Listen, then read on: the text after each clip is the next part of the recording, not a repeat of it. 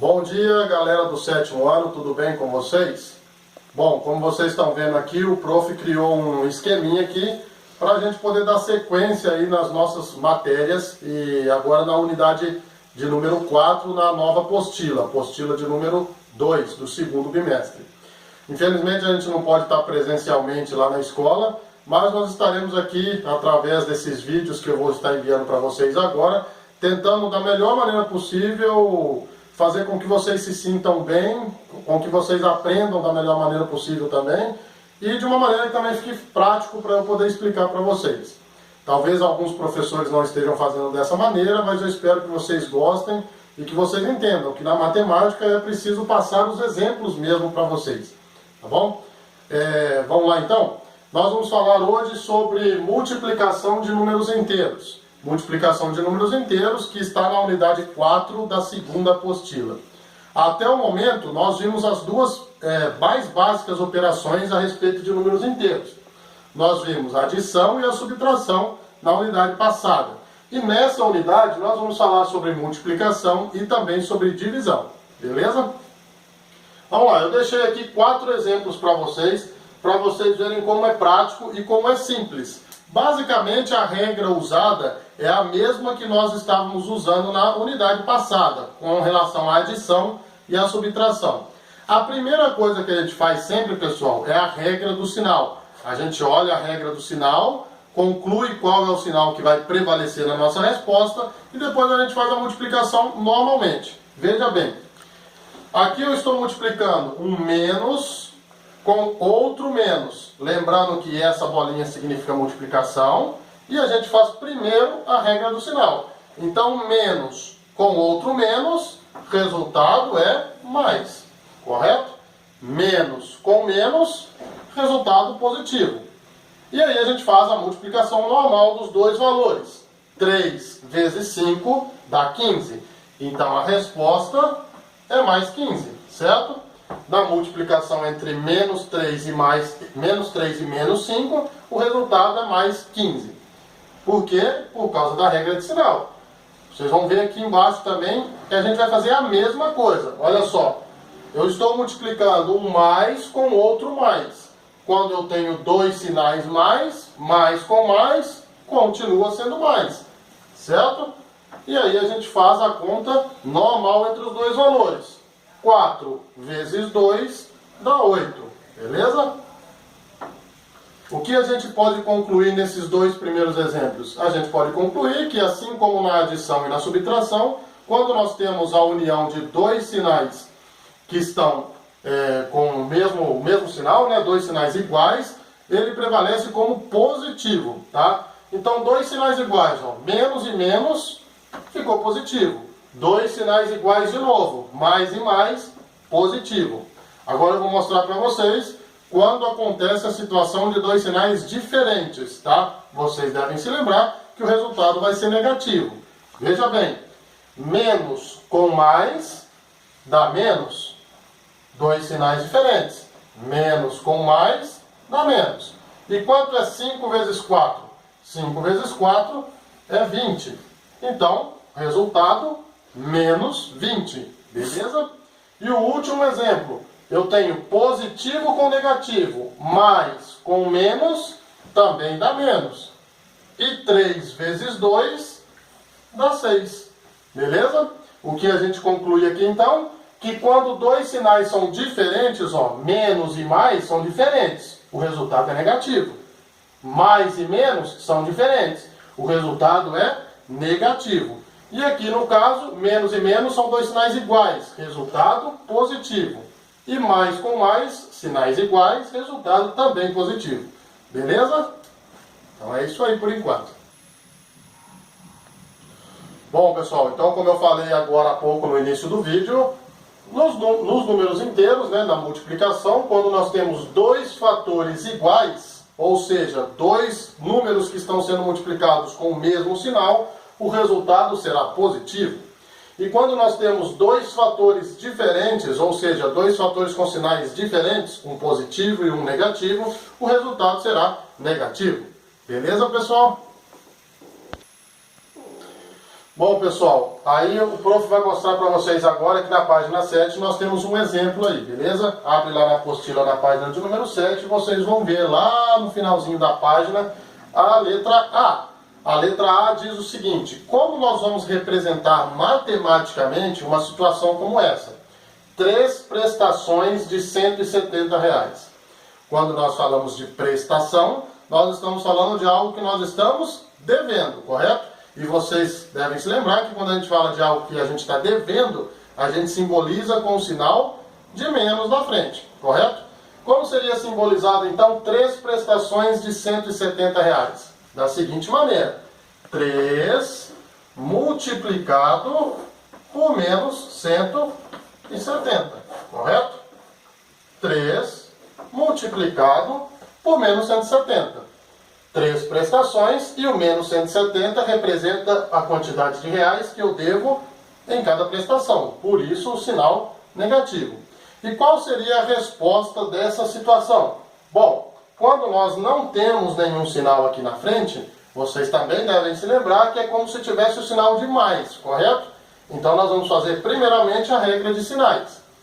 Nada com negativo, ou seja, mais com menos, dá menos. E 3 vezes 170 dá 510. Ou seja, nessa situação, a Marina, que é o exemplo que está aí, ela deve R$510. Por isso o negativo aqui na frente. Dívida de 510 no total. Beleza? A mesma situação vai acontecer agora aqui, ó. 5 prestações de R$64. Como nós iríamos representar isso? 5, que é o valor das prestações, multiplicado por menos 64. E por que menos 64? Porque também está falando de prestações, dívida. Devo R$64 em 5 oportunidades, em 5 vezes. Beleza? Nenhum sinal com negativo é como se fosse mais com menos. E mais com menos dá menos, correto? Então eu estou devendo, e eu estou devendo quanto? 5 vezes 64 dá 320. Portanto, aqui estão 2 exemplos práticos. Quando falamos de prestações, nós devemos representar os nossos valores com um sinal negativo na frente, porque é algo que nós estamos devendo. Beleza? Bom, agora nós vamos ver um novo exemplo que está na página de número 12 e é exatamente o exercício de número 12 também. Então abre lá a apostila, página 12, exercício de número 12. O prof vai fazer junto com vocês o primeiro exemplo. Então vamos lá. O teste seletivo para um emprego era composto de 120 questões. O critério estabelecido para a correção dessa prova foi de que cada acerto valeria 3 pontos. Então, cada resposta correta, ele ganha 3 pontos. Cada erro corresponde a menos 2 pontos. Então, se, por exemplo, errou a questão, subtrai 2 pontos. E cada questão não respondida, se ele deixar em branco, será descontado 1 ponto. Veja na tabela os resultados de cada candidato. Então a gente vai fazer o primeiro candidato para vocês verem como funciona, beleza? Olha só, Fernando, ele teve 68 acertos, 24 erros e deixou 28 questões sem responder. Como nós faríamos então para descobrir a pontuação do Fernando? A primeira coisa de todas é separar, tá? Certinho. Então vamos lá. Número de acertos. Quantos acertos o Fernando teve? O Fernando teve 68 acertos, beleza? Erros, ele teve 24 erros e não respondidas. Ele não respondeu. Não respondidas foram 28, beleza? É isso aí. Então nós temos aqui que o Fernando acertou 68 questões, errou 24 questões e não respondeu 28 questões. Então vamos ver separadamente a pontuação de cada uma delas. Quando o Fernando acerta uma questão, ele ganha 3 pontos, como está falando lá no começo do exercício. Então basta multiplicar esse valor por mais 3, porque ele está ganhando 3 pontos, perfeito? Quando ele erra, ele perde 2 pontos, perfeito? Então nós vamos multiplicar por menos 2, porque ele está perdendo 2 pontos em cada questão errada. E nas não respondidas, cada questão que ele deixa sem responder, ele perde 1 ponto. Então nós vamos multiplicar aqui por menos 1, porque ele também está perdendo uma pontuação ali. Beleza? Vamos lá. Não tem sinal com positivo, é como se fossem 2 positivos, então. Mais com mais, dá mais. Fernando tem 204 pontos, porque 68 vezes 3, 204. Agora nós temos nenhum sinal com negativo. Mais com menos, dá menos, pela regra de sinais. E 24 vezes 2, dá 48. Então aqui o Fernando perdeu 48 pontos, beleza? E 28 vezes menos 1. Lembrando, não tem sinal, é como se tivesse um positivo. Mais com menos, também dá menos. E 28 vezes 1, apenas 28. Beleza? Então, nessa situação aqui, o Fernando ganhou 204 pontos e perdeu 48 e também perdeu 28. Se a gente quiser colocar isso numa sequência, nós temos o seguinte: mais 204, menos 48 e menos 28. Beleza? Como fica essa continha aqui, ó? Se eu tenho 204 e devo 48, ainda vou ficar com 156. Repete o 28 aqui embaixo, né? E finalmente eu tenho 156 pontos, mas ainda devo 28. Quando eu pago esses 28, ainda vai me restar 128 pontos. Beleza? Então o que nós podemos concluir em relação à pontuação do Fernando? Que ele ganhou 204 pontos em acerto, ele perdeu 48 pontos em erros e ele perdeu 28 pontos em não respondidas, em questões não respondidas. Ao final de todas as questões, né, da prova em si, ele tirou uma pontuação de 128. Ok? Beleza, pessoal? Isso aí. Agora, pessoal, o prof vai mostrar para vocês as propriedades da multiplicação. Ao todo são 4 propriedades. E a mais importante eu vou mostrar por último, que é a propriedade distributiva, que vocês já viram, mas a gente vai dar uma revisada. As duas primeiras são bem simples. A primeira é a propriedade comutativa da multiplicação. E o que é propriedade comutativa da multiplicação? É simplesmente você entender que a ordem dos fatores não irá alterar o produto, não vai alterar o resultado. Ou seja, a ordem em que estão os valores se multiplicando não vai alterar o resultado final. Veja bem, 7 multiplicado por menos 9 dá menos 63. E menos 9 multiplicado por 7, veja que eu só troquei os dois lugares. O valor continua sendo menos 63.